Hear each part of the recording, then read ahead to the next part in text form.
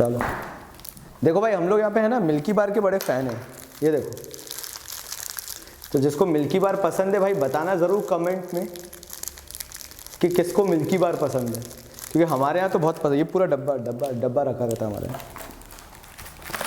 चलो यार शुरू करते हैं। Do you think this is your time?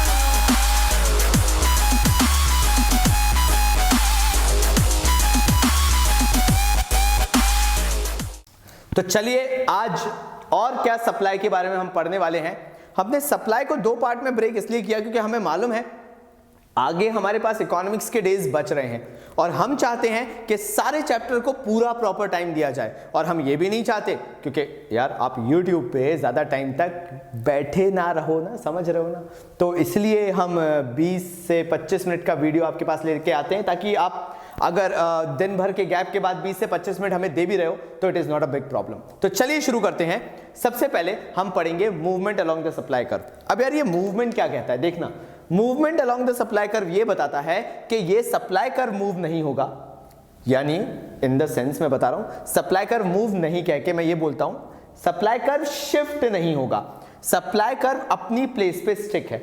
यहां से मूवमेंट अलोंग कैसे वो होता है मैं बताता हूं। फॉर एग्जाम्पल आपने प्राइस यहां पर बढ़ा दी है तो आपकी जो क्वांटिटी है वो भी बढ़ जाएगी मार्केट में। एज अ प्रोड्यूसर आप क्या चाहोगे, अगर आपको ज्यादा प्राइस मिल रही है तो आप ज्यादा सेल करो। ये हुआ movement along the supply curve आगे का।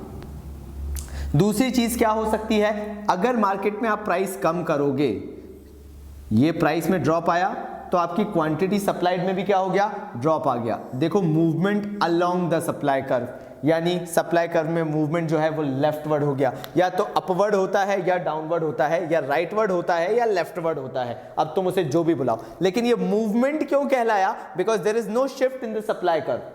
सप्लाई कर्व कहीं शिफ्ट नहीं हो रहा है, बस क्या हो रहा है सप्लाई कर्व में या तो राइटवर्ड मतलब ऊपर आपको मूवमेंट दिखेगा या डाउनवर्ड मूवमेंट दिखेगा, इससे ज्यादा कुछ नहीं। That is the reason it is termed as movement along the supply curve. फिर आते हैं shift in the supply curve. आखिर सप्लाई कर्व शिफ्ट होना बताता क्या है, जैसे मैंने जब यहाँ पे movement along the supply curve किया तो मैं जानता हूं यहाँ पे जो फैक्टर है वो सिर्फ प्राइस है, यानी प्राइस ही रीजन है। प्राइस बढ़ रही है तो क्वांटिटी भी बढ़ रही है, प्राइस कम हो रही है तो क्वांटिटी भी कम हो रही है। तो कोई अगर आपसे पूछता है कि अगर movement along the supply curve होता है तो उसका रीजन क्या है, तो आप उसमें बताओगे the reason is price, because of price only there is movement along the supply curve. ये चीज मेंशन करना मत भूलना। अब आते हैं shift in the supply curve पे। Shift in the supply curve का मतलब है कि या तो आपका सप्लाई कर्व देखिएगा राइटवर्ड शिफ्ट हो रहा है या तो लेफ्टवर्ड शिफ्ट हो रहा है।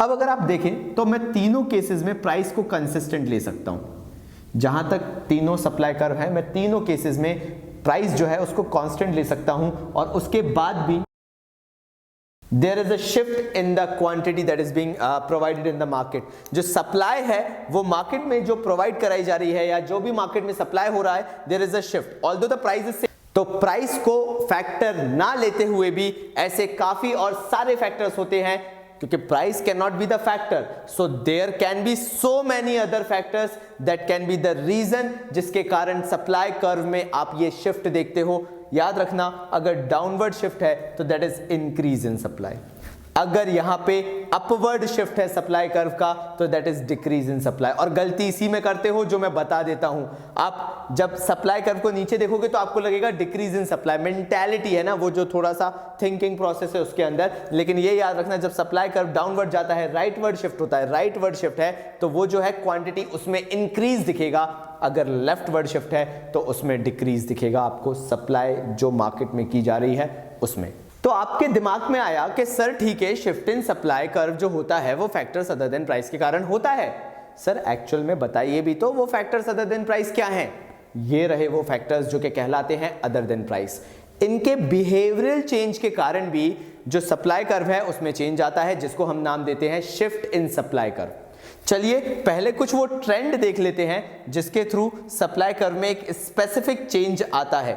सबसे पहला, प्राइस ऑफ अदर गुड्स। अगर दूसरे गुड भी मैं प्रोड्यूस करता हूं, मेरा ये ओरिजिनल गुड है, इसके अलावा भी अगर मैं कोई गुड प्रोड्यूस करता हूं और उसकी मार्केट में प्राइसेस बढ़ गई, तो बट ऑब्वियसली मैं क्या चाहूंगा कि मार्केट में मैं वो वाला गुड ज्यादा बेचूं, because I am getting more money out of it.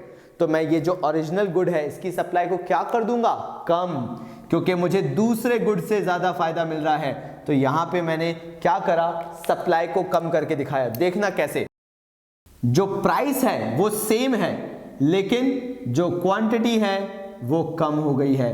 Simple सा रीजन है, क्यों? क्योंकि ये वाला गुड अभी मुझे उतनी प्राइसिंग नहीं दे रहा है, उतना मुनाफा नहीं दे रहा है जितना दूसरा गुड दे रहा है, क्योंकि उसकी प्राइस जो है वो मार्केट में बढ़ गई है। Next, price of factors of production. अगर क्या हो, जो फैक्टर्स ऑफ प्रोडक्शन है उनके भाव बढ़ जाए, उनकी प्राइस बढ़ जाए, तो उस केस में क्या करोगे?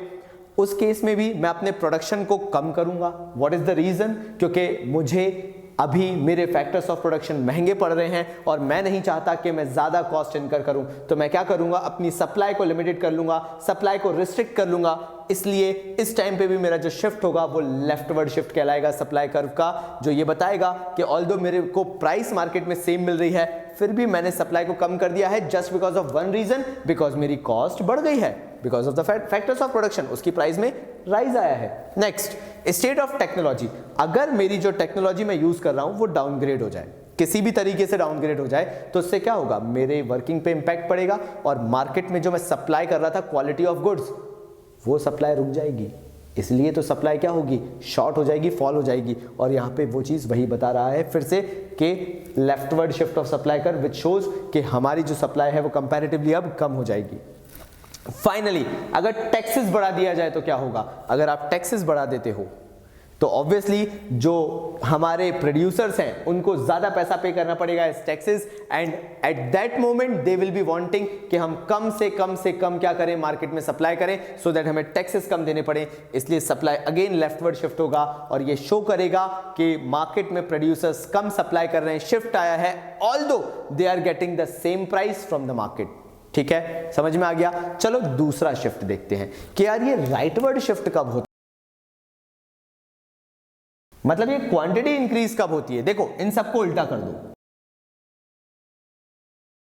क्या करा मैंने, प्राइसेस ऑफ अदर गुड्स जो हैं, जो दूसरे गुड्स आप बेचते थे उनकी प्राइस फॉल हो गई, तो जो अभी आपका परमानेंट गुड है, जिस गुड में आप एक्चुअल में डील कर रहे हो, वो आपके लिए प्रॉफिटेबल ज्यादा हो गया, क्योंकि दूसरे गुड की तो प्राइस कम हो गई ना, वो बेच के अब उतना फायदा नहीं मिलेगा, कम पैसा मिल रहा है। तो इस गुड की क्योंकि कंपैरेटिवली प्राइसेस आपको कॉम्पिटिटिव लगेंगी, इसलिए इसकी सप्लाई मार्केट में बढ़ जाएगी। ऑल्दो इसका प्राइस अभी भी सेम है, इसकी प्राइस में कोई भी चेंज नहीं लाए हो, लेकिन क्योंकि दूसरा गुड अब उतना प्रॉफिटेबल नहीं रहा है, इसलिए आप इस वाले गुड पे स्विच कर जाओगे, क्योंकि उसकी प्राइसेस फॉल हो गई हैं, दूसरे गुड की प्राइसेस फॉल हो गई हैं। ठीक है, फिर दूसरी चीज, price of factors of production. अगर आपको लगता है कि फैक्टर्स ऑफ प्रोडक्शन की जो प्राइसेस हैं वो कंपैरेटिवली लो हो गए हैं, कंपैरेटिवली आपको कम पैसा खर्च करना पड़ रहा है फैक्टर्स ऑफ प्रोडक्शन पे, तो कॉस्ट मिनिमाइज हो गई। कॉस्ट मिनिमाइज हुई तो आपका मार्जिन ऑफ प्रॉफिट बढ़ गया। अगर मार्जिन ऑफ प्रॉफिट बढ़ा है तो उस टाइम पे तो आप भर भर के सेल करना चाहोगे, क्योंकि एट द एग्जिस्टिंग प्राइस जो आपकी चल रही है, मे बी आप ज्यादा प्रॉफिट अर्न कर पाओ, क्योंकि फैक्टर्स ऑफ प्रोडक्शन की कॉस्टिंग के कारण आपको एडवांटेज ज्यादा मिलने वाला है, इसलिए आप सप्लाई बढ़ा दोगे। राइटवर्ड शिफ्ट इसलिए होगा। फिर स्टेट ऑफ टेक्नोलॉजी, अगर आपने अपनी टेक्नोलॉजी को अपग्रेड कर लिया है तो now you are having the power to produce more, and if you can produce more you will be definitely wanting to sell more in the market. आप ज्यादा सेल करोगे यार, आपके पास अगर टेक्नोलॉजी है तो कौन रोकेगा आपको? तो उसके कारण भी क्या होगा, rightward shift of the supply curve होगा। फाइनली, अगर टैक्सेशन पॉलिसी भी हेल्प कर दे, भारत सरकार भी जो टैक्सेस लगाती है वो कम कर दे, तो ये एनकरेजमेंट होता है प्रोड्यूसर के लिए कि जाओ मार्केट में गुड्स को बेचो, आपको ज्यादा टैक्स नहीं पे करना पड़ेगा, पूरा पैसा मैक्सिमम जो है आपकी जेब में आने वाला है। तब भी आप क्या करोगे, सप्लाई ज्यादा करोगे। लिख लो यार, जल्दी से लिख लो। तो चलिए शुरू करते हैं अब इलास्टिसिटी ऑफ सप्लाई से। इसके अंदर सबसे पहले जो हम तरीका याद करने का रखेंगे वो है क्लॉकवाइज फ्रॉम 6 to 9 o'clock, 6 से लेके 9 बजे तक का। कैसे? मान लीजिए ये 6 o'clock है, मैं लॉजिक भी समझाऊंगा, मैं एक्सप्लेनेशन भी दूंगा, लेकिन तरीका भी तो होना चाहिए याद करने का। जैसे डिमांड का क्या था, 3 से लेके शाम के 6 बजे तक, यहां पे 6 बजे से लेकर रात के 9 बजे तक। कैसे? चलो देखना चालू करते हैं। मान लीजिए this is 6 o'clock, this is showing that there is no change in the supply. जब हम जनरली ऐसे गुड्स बनाते हैं जो कि बहुत लमसम में हम बनाते हैं या बहुत हैवीली जो हमारा प्रोडक्शन है वो रहता है, तो उस केस में होता क्या है कि हम चाह के भी अपनी सप्लाई को उतना ज्यादा फ्लक्चुएट नहीं कर सकते हैं, से for a very short period of time. बहुत कम टाइम में कोई ज्यादा हम फ्लेक्सिबिलिटी नहीं ला सकते हैं सप्लाई में, वो ये शो करता है। क्या बताता है ये कि जो आपकी सप्लाई है वो यूनिफॉर्म है, there is no change in the supply even though there is change in price, because आप जानते हो कि प्रोडक्ट मार्केट में बिकेगा, प्रोड्यूसर्स जो हैं वो जानते हैं, नॉलेज है कि चाहे थोड़ा प्राइस बढ़ जाए चाहे थोड़ा प्राइस कम हो जाए, consumer will still buy it, इसलिए वो इसके अंदर चेंजेस नहीं लेके आते हैं। सेकंड आते हैं, जब आप हल्का सा शिफ्ट देखते हैं, स्टिल लेस इलास्टिक सप्लाई है, सप्लाई में उतना चेंज नहीं आ रहा है, इसलिए बोला गया elasticity of supply is less than 1। इसके अंदर क्या बोला गया, जो आपकी सप्लाई है वो कंपैरेटिवली उतनी नहीं बढ़ रही है जितनी आपकी प्राइस बढ़ रही है। आपने प्राइस बढ़ाया, एज अ प्रोड्यूसर आप चाहोगे क्या कि मार्केट में ज्यादा सप्लाई करो, लेकिन यहां पे ऐसा नहीं हो रहा है, यहां पे सप्लाई में उतना ज्यादा शिफ्ट नहीं दिख रहा है जितना कंपैरेटिवली होना चाहिए। इसको कहा जाता है elasticity of supply is less than 1। Next आते हैं यूनिटरी इलास्टिक सप्लाई पे। यूनिटरी इलास्टिक सप्लाई वो मिडवे है, जो बोल सकते हैं कि हाँ ये अगर 6:30 बजे थे तो वो शाम के 7 बजे हुए हैं। कहने का मतलब ये है कि यूनिटरी सप्लाई ये बताता है कि there is equal change in the price in the quantity, जितना क्वांटिटी में चेंज आया है उतना ही प्राइस में चेंज आया है। ये चीज आपको इसमें यूनिफॉर्म दिखती है, दोनों में इक्वल चेंज आता है, इसलिए कहा जाता है elasticity of supply is equal to 1। चलिए इसको बना लीजिए, बाकी का भी लिख लेते हैं। चलिए तो हाईली इलास्टिक सप्लाई और परफेक्टली इलास्टिक सप्लाई जो है उसको भी डिस्कस कर लेते हैं। जब हाईली इलास्टिक सप्लाई की बात आएगी तो बोला जाता है elasticity of supply is greater than 1। That means जो percentage change in quantity supplied होता है, जो क्वांटिटी में चेंज होता है, उसको कंसिडर किया जाता है कंपैरेटिवली ग्रेटर या comparatively more than the percentage change in price. मतलब आप जो चेंज देखते हैं सप्लाई में वो कंपैरेटिवली ज्यादा होता है in comparison to change in price. Relatively बहुत ज्यादा नहीं होता, लेकिन हाँ प्राइस के कंपैरिजन में ऐसा माना जाता है कि सप्लाई में कंपैरेटिवली ज्यादा चेंज आया है, इसलिए इसे बोला जाता है हाईली इलास्टिक, बिकॉज प्राइस के कंपैरिजन में जो सप्लाई है वो ज्यादा रिस्पॉन्ड करती है, ज्यादा चेंज होती है। Finally perfectly elastic supply. Perfectly elastic supply क्या बोलता है कि अगर प्राइस में सडन भी चेंज आएगा, जो कि रिकॉर्ड भी नहीं किया जा सकता है, बहुत मिनिमल चेंज भी आएगा, तो क्वांटिटी जो है वो इनसेनली फ्लक्चुएट करेगी। That means even a slightest change in the percentage change in price, मतलब ठीक है, उसके कारण जो क्वांटिटी है उसमें इनसेन अमाउंट ऑफ चेंज आ जाएगा। ये परफेक्टली इलास्टिक सप्लाई बताता है। इसके अलावा कुछ ऐसा नहीं है जो इसके अंदर आपको याद रखने वाली चीज है, इसको नोट कर लीजिए। चलिए तो ये जो चीज एग्जैक्टली लोग भूल जाते हैं वो हम कर लेते हैं फाइनली, कि जो इलास्टिसिटी ऑफ सप्लाई है वो कैसे रिएक्ट करती है when it comes to the time period. कई बार आपसे 1 मार्कर में ये चीज पूछी जाती है और जनरली आप इसको मिस आउट कर देते हो कि मार्केट पीरियड क्या होता है। मार्केट पीरियड जो होता है वो वेरी शॉर्ट पीरियड को बोला जाता है जिसमें आप सप्लाई को चेंज नहीं कर सकते हो। यानी आप उस केस में अगर पूछा जाता है show the graph of supply in the market period, अगर ऐसा क्वेश्चन आ जाएगा तो आप क्या लिखोगे, elasticity of supply is equal to 0 और आप एक स्ट्रेट लाइन बना दोगे, vertical line parallel to Y axis. यहां पे आप ये दिखाओगे कि जो आपकी सप्लाई है it will not change with the change in price, because ये बहुत ही शॉर्ट पीरियड होता है जिसमें आप सप्लाई में चाहकर भी वो चेंज नहीं लेके आ सकते हो। फिर आते हैं शॉर्ट पीरियड पे। शॉर्ट पीरियड वो पीरियड होता है जो कि एग्जैक्टली ऑन पॉइंट नहीं होता, but say for a within 1 year होता है, 1 ईयर के अंदर या more than 1 year to 2 year भी आप ले सकते हो, से फॉर अ टाइम पीरियड। ये एक ऐसा पीरियड होता है जिसके अंदर आप चाहो तो बहुत लिमिटेड चेंजेस लेके आ सकते हो, लेकिन बहुत ज्यादा चेंजेस नहीं। इसलिए इसमें बोला गया that elasticity of supply is less than 1। कहने का मतलब क्या है, अगर आप चाहो तो सप्लाई में चेंज ला तो पाओगे, लेकिन बहुत ज्यादा लेवल पे मार्केट को अफेक्ट नहीं कर पाओगे, बिकॉज अगर मैं ऑपरेटिंग साइकिल 1 साल भी हो सकती है, 2 साल भी हो सकती है, अकाउंट्स पड़े हुए होना, ऐसा तो दिमाग में नहीं बिठा के बैठे हो कि 1 ही साल होगा तो 1 ही साल होगा, नहीं ना। अकाउंट्स जब पढ़ते हो तो जानते हो कि कंपनी के ऊपर होता है कि वो ऑपरेटिंग साइकिल क्या रखे, और जो भी ऑपरेटिंग साइकिल होती है उसी के हिसाब से वो उसको शॉर्ट पीरियड मान के चलते हैं।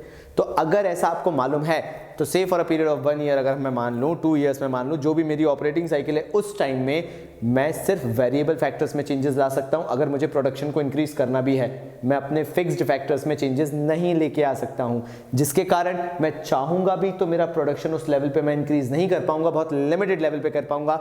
इसलिए शॉर्ट रन में, शॉर्ट पीरियड में इलास्टिसिटी ऑफ सप्लाई जो होती है वो लेस देन 1 होती है। Yes we can change the supply but not to a greater extent. ठीक है बेटा।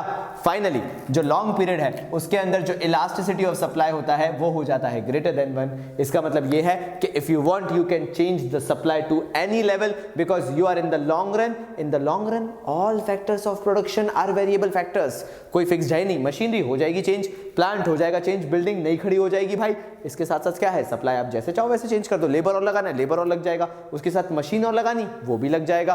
कहने का मतलब in the long run when we talk about the long period supply is highly elastic, and when I say highly elastic it means you can change the supply to whatever extent you want to। बस इतना note कर लो जल्दी। चलिए दोस्तों, तो आज हमने supply को फिनिश कर लिया है पूरी तरीके से। जो हमारे ग्राफ्स हैं, जो हमारी थ्योरी है, जो हमें याद रखना है सप्लाई चैप्टर में से, वो हमने पूरा कंप्लीट कर लिया है। जैसा मैं बोल रहा हूं कि न्यूमेरिकल्स की एक अलग ही सीरीज होगी जिसके अंदर हम सारे न्यूमेरिकल्स डिस्कस करेंगे। तो चलिए आपसे फिर मुलाकात होगी कल शाम के 5 बजे इस 20 डेज प्लेज के अंदर। क्या बोलते हैं? तब तक के लिए बाबा जी की तरफ से धन्यवाद।